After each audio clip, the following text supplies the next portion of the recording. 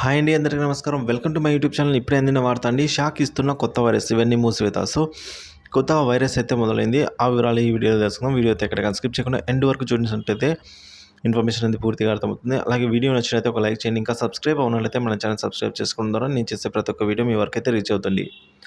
ఇక ఆలస్యం చేయకుండా వివరాలకైతే వెళ్ళిపోతాం. క్లీన్ సిటీగా పేరున్న బెంగళూరులో నేడు కలరా అనేది వేగంగా విస్తరిస్తోంది. ఇప్పటికే ఈ సమస్యలు పడి ఆసుపత్రిలో పారయ్యారండి. సో దీంతో అలర్ట్ అయిన ఆరోగ్య శాఖ జాగ్రత్తలు అయితే తీసుకుంటూ ఉంది.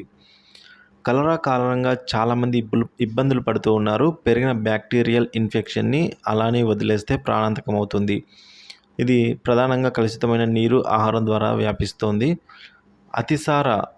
అతిసారం, వాంతులు మొదలైన లక్షణాలు ఎక్కువగా ఉంటాయండి ఈ జబ్బులో. ఇంతకుముందు ఆఫ్రికా, బంగ్లాదేశ్ వంటి దేశాల్లో ఈ సమస్య ఎక్కువగా కనిపించేదండి.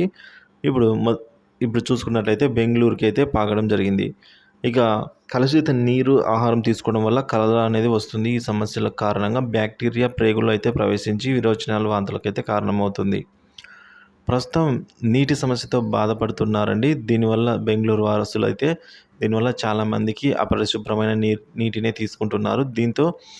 దీంతో పాటుగా అపరిశుభ్రమైన రోడ్డు పక్కనే ఉన్న ఫుడ్ తీసుకోవడము, అలాగే ఇమ్యూనిటీ తగ్గడము, పరిశుభ్రత పాటించకపోవడము దీనికి కారణమండి. కలరా ఉన్న వ్యక్తులు అయితే సరిగ్గా చేతులు కడుక్కోకుండా మరొకరికి షేక్ హ్యాండ్ ఇవ్వడం కూడా ఈ వ్యాధి సోకడానికి ఒక కారణం. సో ఈ వ్యాధి లక్షణాలు కనుక మనం చూసుకున్నట్లయితే అతిసారం అయితే ఉంటుందండి. సో అతిసారము, బీపీ తగ్గడము, నీరసము, హార్ట్ బీట్ పెరగడము, కండరాల తిమ్మిరి అయితే ఉంటుంది. ఇలాంటి లక్షణాలు కనిపిస్తే వెంటనే డాక్టర్ని సంప్రదించి ట్రీట్మెంట్ అయితే తీసుకోవాలి. అదేవిధంగా పరిశుభ్రంగా ఉండడం కూడా చాలా ముఖ్యమండి. వ్యాధి చెందడానికి ఎంత సమయం పడుతుంది అన్న వివరాలు చూసుకున్నట్లయితే కలరా బ్యాక్టీరియా బాడీలోకి ప్రవేశించిన తర్వాత దాని లక్షణాలు కనిపించకుండా దాదాపుగా 14 నుంచి 16 రోజులు పడుతుంది కనిపించేదానికి. ఈ సమయంలో పైన లక్షణాలు ఏమైనా కనిపిస్తే వెంటనే డాక్టర్ని కలవడం మంచిదండి. ఒకవేళ కలరా ఉందని తెలిసిన తర్వాత తీసుకోవాల్సిన జాగ్రత్తలు ఏంటి అన్న విషయానికి వచ్చినట్లయితే ఈ సమస్య రాకుండా ఉండాలంటే పరిశుభ్రత పాటించాలి. టాయిలెట్కి వెళ్ళిన ప్రతిసారి చేతులు కడుక్కోవాలి. స్వచ్ఛమైన నీరు, ఆహారం సో ఈ విధంగా తీసుకోవాలండి. నీటిని మరిగించి తాగాలి. అల్లం, తులసి కలిపిన నీరు తాగాలండి.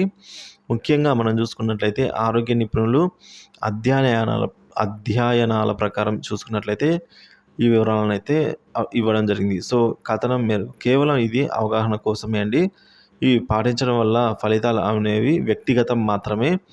సో వీటిని పాటించే ముందు మీరైతే ఒకసారి మీ డైటీషియన్ అంటే డాక్టర్ని సంప్రదించడం ఉత్తమం. సో ఇవన్నీ చిట్కాలండి.